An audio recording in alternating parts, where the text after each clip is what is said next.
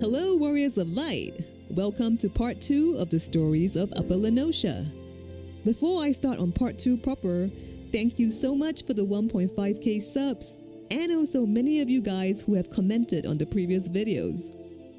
Anyhow, in part 2 as promised, I will present the goat lore of Bronze Lake and some smaller references in 1.0 in the area of Zelma's run. Initially, I wanted to include the Thalio's skeleton landmark as well, but that would make the video too long. But sneak peek into that, the skeleton actually isn't Thalio's, and I have solid proof of that, so do subscribe and hit that bell to know when that lands. In part 1, I covered how Bronze Lake was drained to reveal the beautiful hot springs we see now, but I didn't really talk about the hot springs, did I? Anyhow, the hot springs here do have an official name called the Warmwine Sanitorium. Bugaja is banned from the springs due to his bathing dance, as we covered previously, and apparently there is a callback to this ARR fate in a Dawn Trail side quest called Dirty Dancing. The Mamool Jas we meet there seems to be Bugaja's friends, and they also attempt to do a bathing dance in the Pelu Pelu hot springs. But the dance is also publicly banned there, although privately allowed. Thanks to Way to Dawn 72 for pointing this out. But enough about the Mamool Jas, because the ultimate lore of this place belongs to none other than the greatest of all time, Godbert Manderville! Yes, even way before Manderville Jr. debuted in his level 50 Hildibrand quest, his father debuts through a level 34 side quest here, with a none less hilarious quest title called The Monster of Bronze Lake. If you have done the Scholar quest, you'll have also noticed that the Marauder El Kazoka brings up a seemingly random topic of having to rub salamander oil on a certain goldsmith, exactly twice. You might think it's a nonsensical line, but in fact, you can rub salamander oil on this very well chiseled body of a goldsmith as well. Long story short, Goldsmith Manderville, even though he was the goldsmith of the realm, he was suffering from a creativity drought since the 1.0 Calamity. According to him, he tried to hunt a great buffalo with a handsaw for his goldsmithing materials, but got injured. And not from the buffalo, but from slipping from his own feet, exactly twice. He then seeks out the hot springs of Bronze Lake to recover his injuries, not before refusing to leave and demanding that he be delivered salamander oil to the poor staff of Warmwine Sanitorium. It just so happens that there are salamanders around Bronze Lake, so you hunt the oil and deliver them to Goldsmith, not before he insists that you rub it on him, which you also naturally proceed to do. After his well-oiled massage, which apparently was sublime and better than any Uda attendant, he proceeds to soak in the hot springs, too long until he faints, again causing great worry to the staff of the hot springs. In multiple attempts, you douse the goldsmith with cold water, before he wakes up proclaiming that the hot spring experience has brought his creativity and ideas back to him, and he finally leaves the staff of Warmwine Sanatorium alone and leaves for his Uda workshop. And now, I can't believe I will be singing on their internet, but whenever I read this description of Godbert in the encyclopedia, it's always in this tune. I can't really remember where the melody is from. Holly Jolly Christmas? Please mute if you don't want to hear my singing voice, but it seems like the devs have always tied Godbert to salamander oil. Because Godbert the goldsmith's a Manderville man, smithing as only a Manderville can.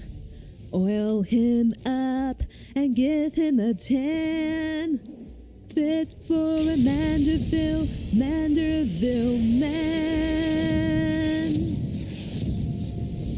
By the way, through researching Manderville, I stumbled upon this old video of someone replacing the classic Cowboy Bebop opening with the Manderville characters.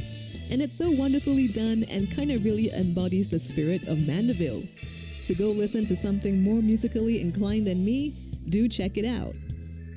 No doubt the quests were written in the hilarious spirit of the Manderville quest lines to come, but in the quest conclusion, there is quite a good callback to the Calamity of 1.0. Before Godbert departs to Hot Spring, he leaves the Warrior of Light a Meteor Survivor ring, which is a ring crafted with a fragment of Dalamut, and confesses that this is the only thing he had been able to craft in the last 5 years since Dalamut fell. The ring is significant in more than just its name, but it was created in the faith that even out of the worst situations, beauty may emerge.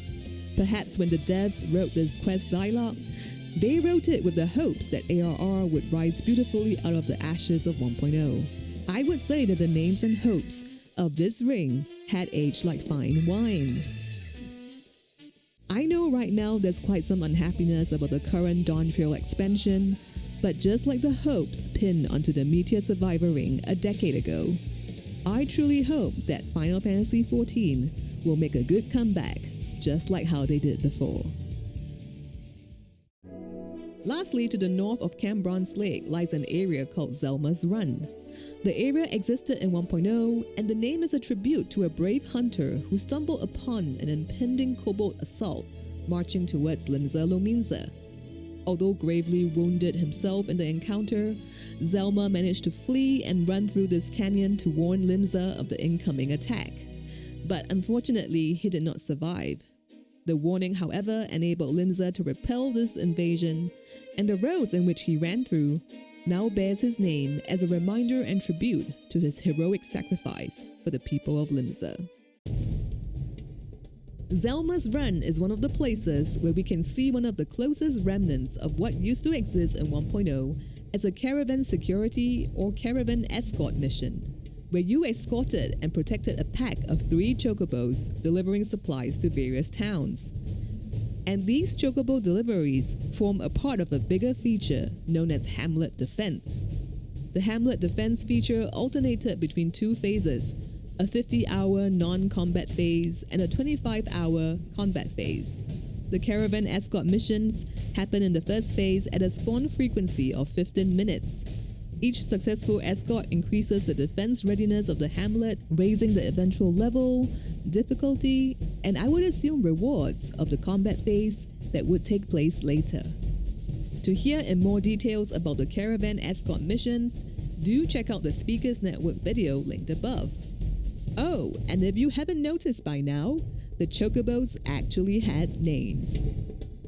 So, back to Zelma's Run, there is a fate here called Surprise, where a pack of 2 chocobos and Maelstrom supply troops will spawn and make their way across Zelma's Run. Their destination? Camp Overlook. And the fate requires you to defend them against, no surprise, kobolds. As a fun fact, you needed to sign up for the escort quest in 1.0, and the sign-up window opens once the chocobos squawked, similar to how they are squawking now just before the fate begins here. The chocobos here no longer have names, and completing this fate does not contribute to any subsequent event involving the defense of Camp Overlook. But the fate itself today is a nice tribute and reminder of what once existed. I've linked the full caravan escort playthroughs I found in the description down below, and by some miracle of the 1.0 Warriors of Light, we've got all the 3 hamlets these missions were delivering to covered. It seems like it was possible to switch to another class just before the mission gets completed to get EXP for that class instead, which is why you see a lot of naked players at the end. Gamer things. And for all you guys who are wondering why Halatali's hard mode BGM has been playing in the background all the while, it's because its BGM, Birds of a Feather, was originally used for the caravan escort missions of 1.0. And that's it for this episode of Love Letters to Hildibrand. I hope you guys didn't feel too trolled by the goat lore of Bronze Lake. But what am I to do? I can't possibly not say Manderville's the best lore to ever grace the realm. The side quest involving the monster of Bronze Lake is optional, so if you haven't done so, do give yourself the chance at massaging the best Goldsmith of the realm, as he seems to be a frequent patron of the springs, and I'm sure the staff of Warmwine Sanitorium needs all the help they can get with salamander oil. And I hope the history of Zelma's run gives you a different feel the next time you run through its paths. I didn't go too much into the 1.0 Hamlet defense, but they were a large-scale event that had something not just for disciples of war and magic, but HANEN land too. Maybe not in the way the Goldsmith wields his armor hammer into battle, but if you played it, was it fun? To me, it kind of sounds like what they tried to do again, somewhat in the Diadem, but that version of Diadem is gone now. Would you want to see content that would bring all jobs together for a common goal? It sounded pretty cool to me, but let me know what you think if you experience Hamlet defense. And as always, like and share my videos with Warriors of Light that you think will enjoy them.